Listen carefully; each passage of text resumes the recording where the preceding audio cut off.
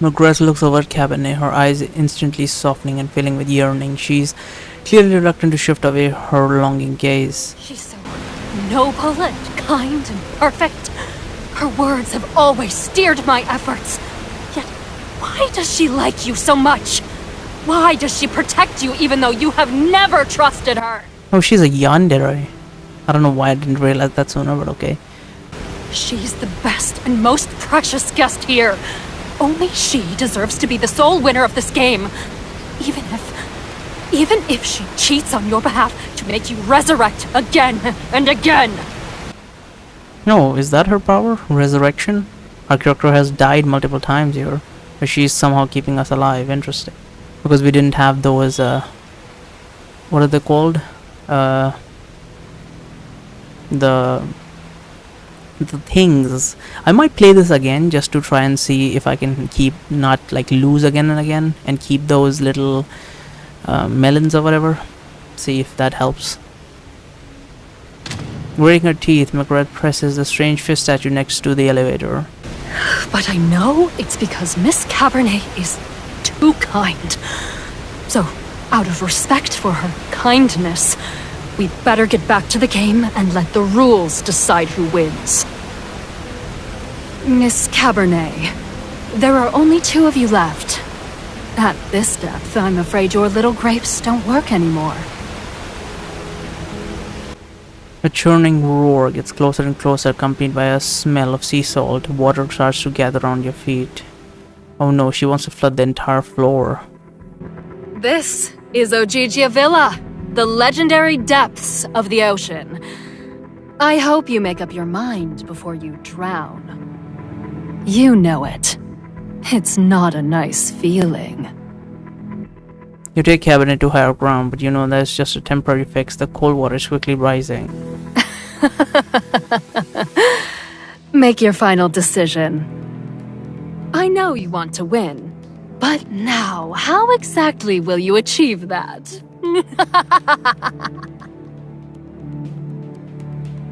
You clench your fist, digging into your nails into your palm as you think about what to do next. Sacrifice Miss Cabernet and let her turn into food?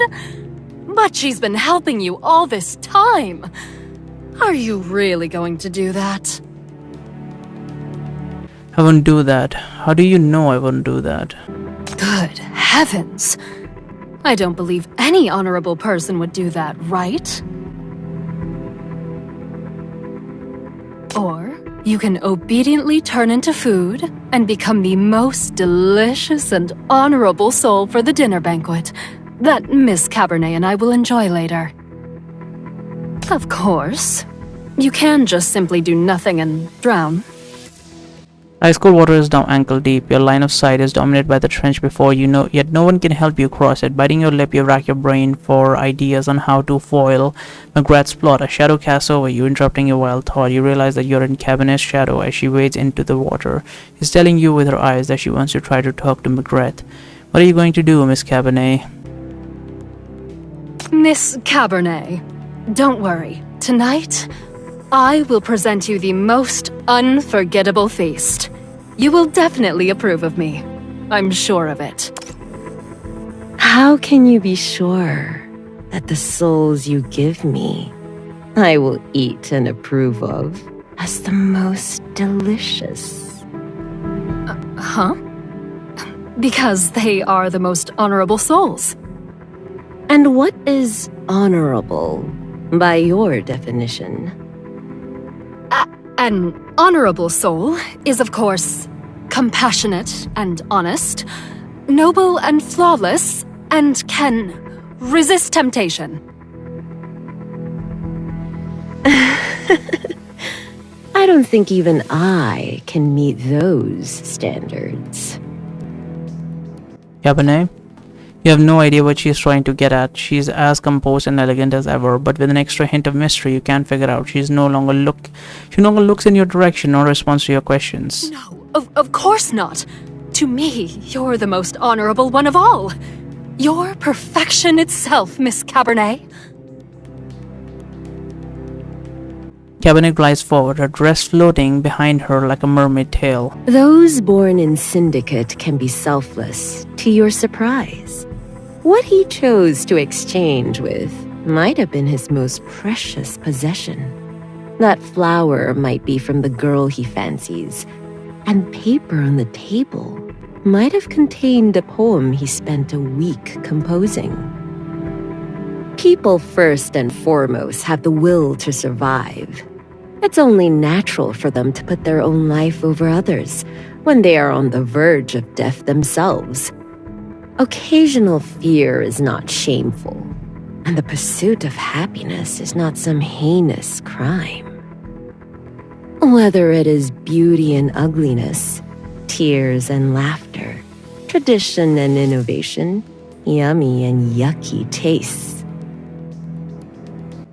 I just thought of something. If he can do an AoE with his shackles, could he like encompass the whole island or maybe even more area? And maybe capture any sinners that might be outside and then have them save him or something? They're the swimming girl, the sea person should also be here, right? These are all but subjectivities born out of human nature. You stand in a place of arrogance and use my name to evaluate others. Who gave you that right? Who are you to judge anyone else? But I just wanted to give you the best souls there are. Isn't that what suits your taste? I've read so much about you to find that out. Only the purest, kindest, and noblest souls in the world are worthy of your taste. I did this all for you. For me? Ebony laughed softly as if having heard a huge joke. He motions for you to come next to her and face Magret together. The honorable souls I seek are not something judged by your superficial and self-righteous criteria. Countless thoughts brew in the heart of the soul. It is also home to the cowardice, poverty, doubt, and ignorance you despise. Why are you saying these things? You never said anything bad about us. You're so decent and honorable. You've guided me.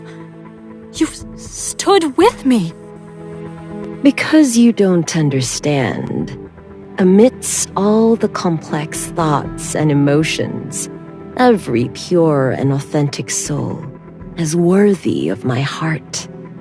They all shine brightly and exude exquisite flavor. Yet you... Ebony stands on the edge of the abyss, glaring at Magret in disdain. I once praised your skills, but I never thought that your soul is so disgusting. It makes me want to vomit. How truly unappetizing.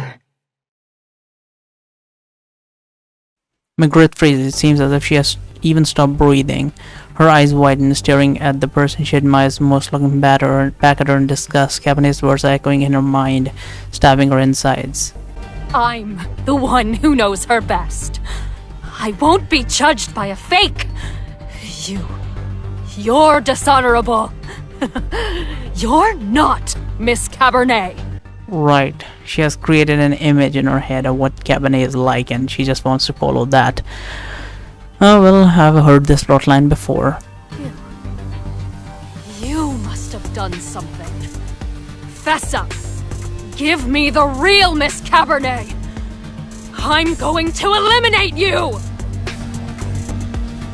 As soon as she blurts out those words, Magret freezes on the spot. She reaches out her trembling hand towards Cabernet, saying over and over again that she didn't mean it. But Cabernet doesn't care. She looks triumphantly at the piteous chef and flashes the smile of a victor. There you go. Game over. You did well, McGrath. Oh, does her own rules apply on her? I didn't think that would be the case. Okay, here we go. The drawer that had vanished reappears, a strong sense of unease overwhelms you. Countless wines suddenly shoot out from the trenches before you and wrap around Cabernet.